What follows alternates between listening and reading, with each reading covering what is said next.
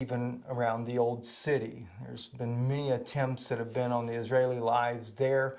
Arab attackers, there was one recently on Arush Sheva. There's a video there you can see on their website here on December the 4th where a 16-year-old Arab youth got a knife from an employee of the store there and attacked two men in their 50s. Armed security personnel that was actually there at the store. He's off duty, but had his weapon with him. He was able to apprehend the young man. He shot him. He lightly wounded him in the shooting, but was able to take him into custody. Also, in other news there, Israel is going back to the polls here in the springtime. Prime Minister Netanyahu, seeing the government is falling apart and no one can agree upon what to do, has called for early elections. Of course, Ms. Levini has really been hammering hard against the Prime Minister and said that he was fearful. In one comment that she made there and went on to blast him even further, saying that the people are the ones that put him into the seat as Prime Minister, and they have the power also to remove him.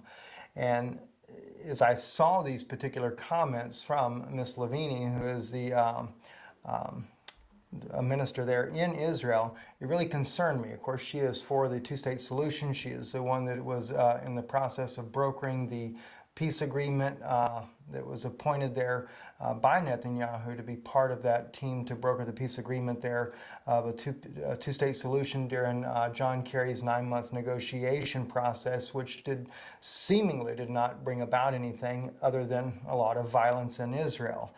Also, Obama met with King Abdullah II in Washington, D.C., and of course their major topic was the unrest between the Israelis and the Palestinian Arabs in Jerusalem. So a lot of interesting things that are going on inside Israel, or around Israel. Just really, really disheartening. There was also an attack of a young woman who was waiting to try to catch Israelis coming in and out of a little border point there, was armed with a knife, but she was apprehended as well.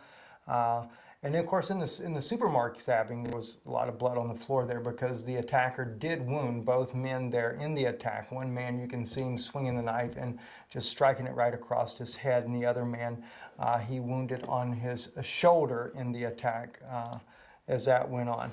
But anyhow, there is a lot of talk going on also in Ms. Levini in a report that has been brought out also on December 5th regarding her, is that her and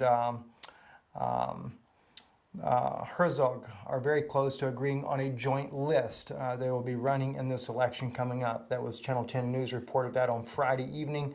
And it says here, as a part of the agreement being formulated, the second spot on the Labor Party Knesset list will be reserved for Levini. Another place in the top 10 on the list will be reserved for former Minister Amir Peretz.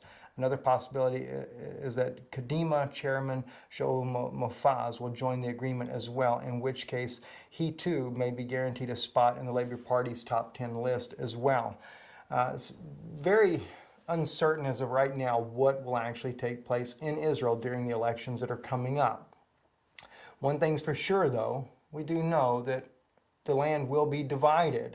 It is a biblical prophecy that lays within the Tanakh, the Jewish Bible, that says that they will. And of course, God speaks about his anger that will be as a result for the dividing of his land.